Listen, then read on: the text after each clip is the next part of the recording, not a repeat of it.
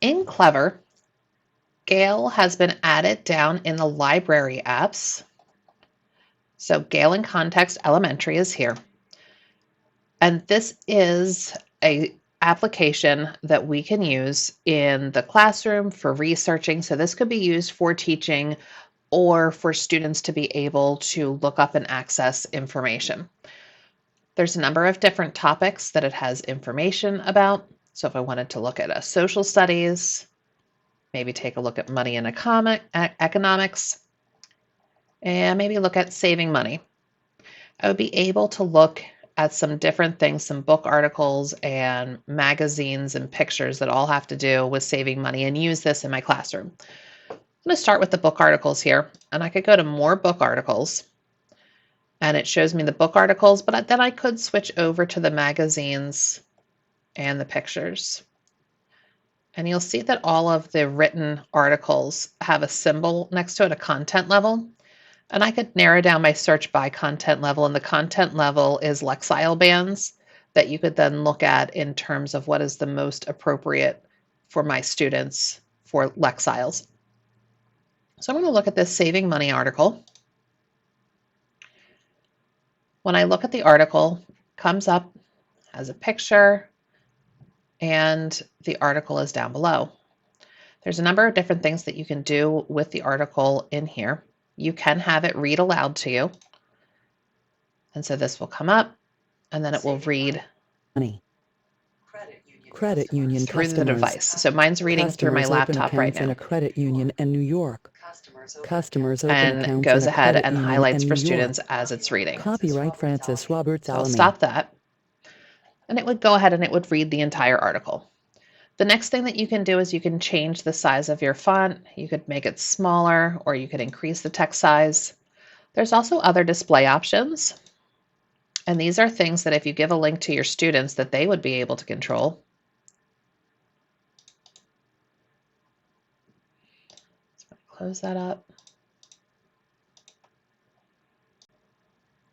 You're also able to look at other display options. You can change the color of the page in contrast, or change the fonts. They have 4 different font options. This is the default, but they even have an open dyslexic font where you can then go down and it uses that font for the entire article. It will remember your preference, whatever you set your display options are the last time you use it. That's how the article will open up the next time. In addition to the display options, which I'll return to the default font, you can change your line spacing and word spacing and even letter spacing. That will change how the article appears. There's a translation where you can translate the article into a number of different languages. So I could translate it into Russian. And it starts off just giving you a preview, but if I complete that translation, these options come back here, and this will read aloud then in Russian. It will read aloud in 25 different languages, so not everything that it will print to does it have a recording for, but they are working on expanding that selection.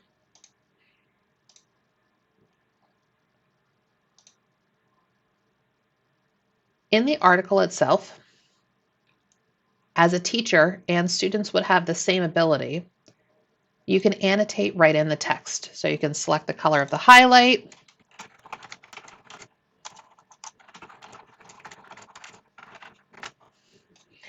And then when you have these articles, when you have these annotations within the article, you're then able to share this with your Google Classroom, which you could make it as an assignment or a material, or even ask a question about it. So if I create an assignment,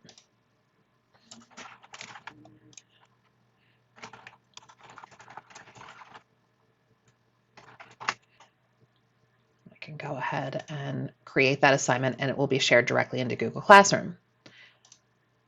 I also could save it into my Google Drive, and students can do the same things. They can find an article, they can make annotations and it will save it directly into their Google Drive so that they could reference it later. When you sign it into your Google Drive, you could then take this article and maybe you only need part of it for an activity and you would be able to edit it within your Google Drive.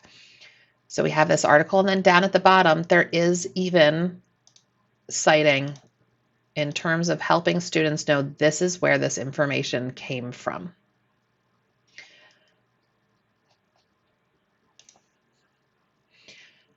Up here, I just signed in as myself, so it's connected to my Google Drive, but to actually have it saved to my Google Drive, I would need to have it sent right there. And then when I come to my Google Drive, I see it titled itself Saving Money, the same as the article title here. And if I open this up, I can then take it, it gives me the basic information. And I have the image, but then I also have here my highlighting that was done. And then down here, what I had highlighted, it gives me my notes. So all of my notes would be gathered on this page at the end of the article.